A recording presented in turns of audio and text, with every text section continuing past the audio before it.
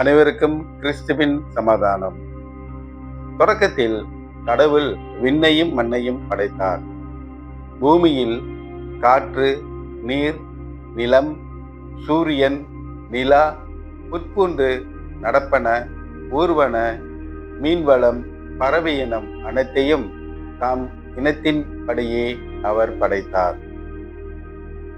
இறுதியாக மனிதன் தன் சாயலாக உருவாக்கினார். ஆனால் மனிதன் கடவுளின் அளித்த கட்டளையை மீறி சாத்தானின் வஞ்சக வழியில் விழுந்தார். இதன் விளைவாக கடவுளின் திட்டத்தில் இல்லாத பாவம் உலகில் உருவெடுத்தது. அப்பாவமானது இறைவனின் மனிதனையும் விட்டு விலக செய்தது. ஆனாலும் கடவுள் உலகை பாவத்திலிருந்து மீட்க இறைவாக்கினர்கள், நீதிபதிகள், அரசர்கள் ஆகியோரை உருவாக்கினார். ஆனால் பாவமானது பெருகிக் கொண்டே போனது. இதன் விளைவாக தன் ஒரே மகனை உலகிற்கு அளிக்கும் அளவிற்கு கடவுள் நம் மீது அன்பு கூர்ந்தார். ஆண்டவர் இயேசு கிறிஸ்து போதனையாலும் படிப்பினையாலும் பலர் அவர்பால் ஈர்க்கப்பட்டு தங்கள் வாழ்வை அர்ப்பணம் செய்து நிலைவாழ்வு பெற்று புனிதர்களாக திகழ்கின்றனர். அப்படி புனித பட்டம் பெற்றவர்களுள் நமது பங்கின் பாதுகாவலரான புனித வனத்த சின்னப்பர் என்பவர் ஆவார். அவரின் வாழ்க்கை வரலாற்றை உங்கள் முன் படைக்கின்றோம். நன்றி. சின்னப்பரே, நமக்காக நான் பயப்படுகிறேன்.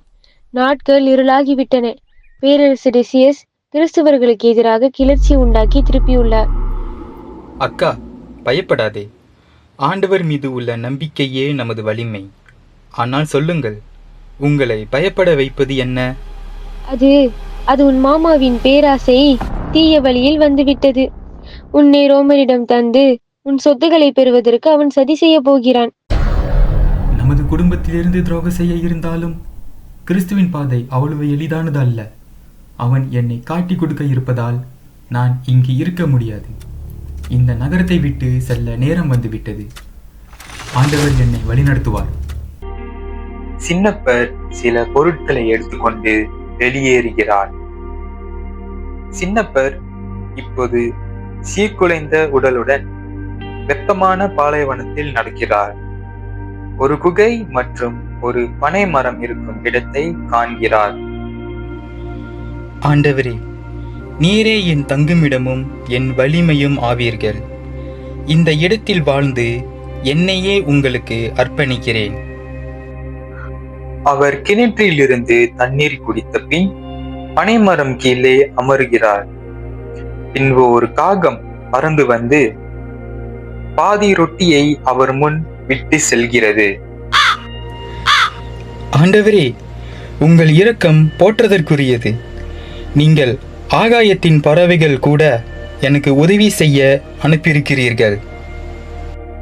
பின்பு அவர் பனைமரம் இலைகளை பயன்படுத்தி ஒரு உடையை தயாரிக்க தொடங்கினார். ஆண்டுகள் கடக்கின்றன. குகை எளிமையான பொருட்களுடன் சீரமைக்கப்பட்டுள்ளது. ஒரு மெத்தை, அரிசியை அரிக்கும் கல் மற்றும் ஒரு சிறிய சிலுவை கொண்டுள்ளார். சின்னப்பர் இப்போது முதுமையானவர்.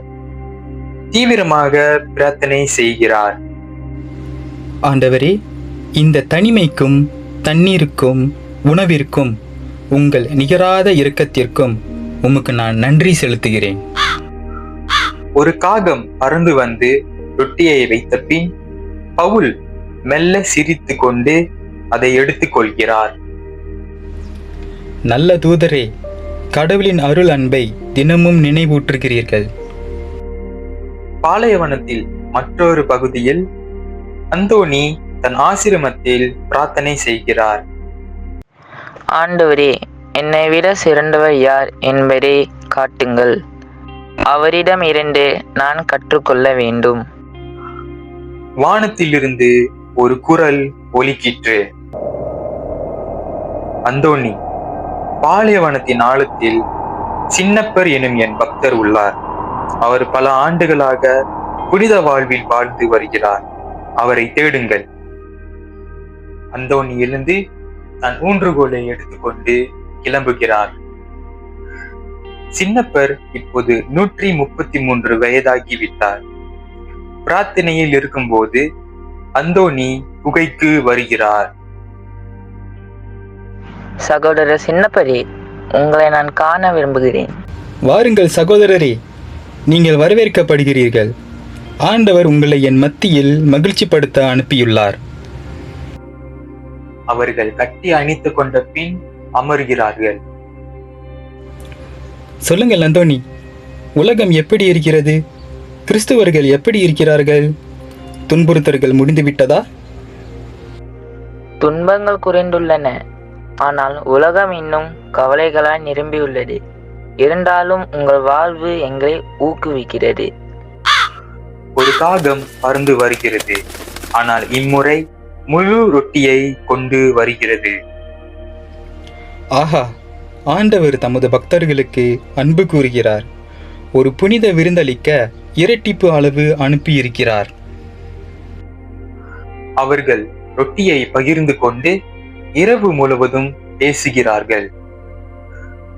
சின்னப்பர் தன் இறுதி நேரத்தை உணர்ந்து அந்தோணியிடம் பேசுகிறார்.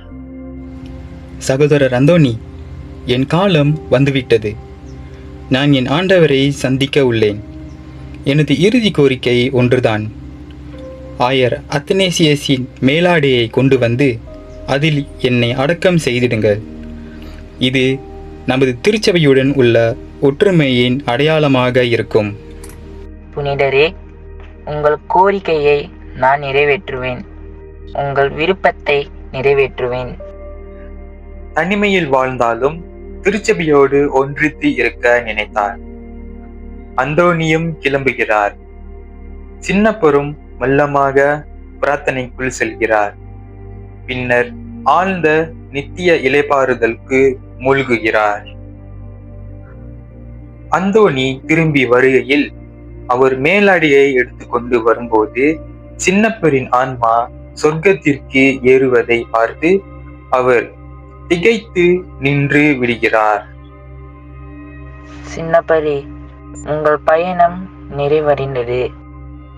அந்தோணி சின்னப்பரின் உடலை மண்டியிட்டு பிரார்த்தனையில் காக்கிறார். 2 சிங்கங்கள் வந்து தலை வணங்குகின்றன. பின்பு நமது நகங்களை பயன்படுத்தி ஒரு கல்லறையை தோன்றுகிறது. ஆண்டவரின் ஊழியரே, அவருடைய நித்திய ராஜ்யத்தில் நிம்மதியாக இருங்கள். அந்தோணி சின்னப்பரின் உடலை கல்லறையில் வைத்த பின் சிங்கங்கள் அமைதியாக வெளியேறுகின்றன. புனித வனத்து சின்னப்பருடைய வாழ்க்கை வரலாற்றை நம்ம நிறைய கேள்விப்பட்டிருக்கின்றோம். எகிப்து நாட்டில் அவருடைய மடத்தின் வழியாக அங்கிருந்த மிஷினரிமார்கள், அதாவது மறைபரப்பு போதனையாளர்கள் அங்கிருந்து தான் நம்ம இந்தியாவுக்கு வந்தார்கள். இந்தியாவுக்கு தமிழ்நாட்டில் அவர்கள் புனித வனத்து சின்னப்பரை பற்றி அறிமுகப்படுத்தினார்கள். ஸோ அதன் வழியாக இந்தியாவில் தமிழ்நாட்டில் விழுப்புரம் மாவட்டத்தில் கல்பட்டு என்ற ஒரு கிராமத்தில் தான் அவருடைய திருத்தலம் நிறுவப்பட்டது. ஒரு சிற்றாலயம் அங்கே அமைக்கப்பட்டு அங்கிருந்து தான் அவர் அவருடைய போதனைகளையும் அவருடைய வாழ்க்கை வரலாற்றை பற்றியும் இப்புனிதரை பற்றி அவர்கள் அங்குள்ள மக்களுக்கு அறிவிக்க தொடங்கினார்கள், பறைசாற்ற தொடங்கினார்கள். இதன் வழியாகத்தான் அங்கிருந்த நம்முடைய மற்ற சகோதரர்கள், நம்முடைய முன்னோர்கள் அவரை பற்றி பின்பற்றி அதை மற்ற இடங்களுக்கு அவரை பற்றி போதிக்க ஆரம்பித்தாங்க. ஸோ இதன் வழியாகத்தான் புனித வனத்து சின்னப்பர் நம்மிடையே ஒரு சிறந்த புனிதராக கருதப்படுகிறார். இரண்டாவது நீங்கள் பார்த்தீங்கன்னாக்கா, இப்புனிதர் முதல் வனவாசி அப்படிங்களா, முதல்ல வனவாசியாக வனந்தரத்தில் காட்டில் அவர் போய் தவம் செய்ததாக குறிப்பிடப்படுகிறது. ஸோ இவரை பற்றி நம்மளுக்கு எப்படி தெரிஞ்சிச்சு அப்படின்னு பார்க்க போனாக்கா, புனித ஜெரோம் என்ற ஒரு புனிதர் இவரை பற்றி தன்னுடைய புத்தகத்தில், அதாவது வீதி மற்றும் என்ற நூலில் இவரை பற்றி விரிவாக நிறைய அவரை பற்றி எழுதி அவருடைய வாழ்க்கை வரலாறை பற்றி நிறைய எழுதினால அதன் வழியாக பின்வழியாக அவரை பற்றி இன்னும் அதிகமாக நம்ம அவரை பற்றி தெரிந்து கொண்டு இன்று வரை நம்முடைய முன்னோர்கள் வழியாக இப்புனிதரை பற்றி நாம் தெரிந்து கொண்டு அவரை வாழ்வதன் வழியாக நாம் பெருமை அடைகின்றோம்.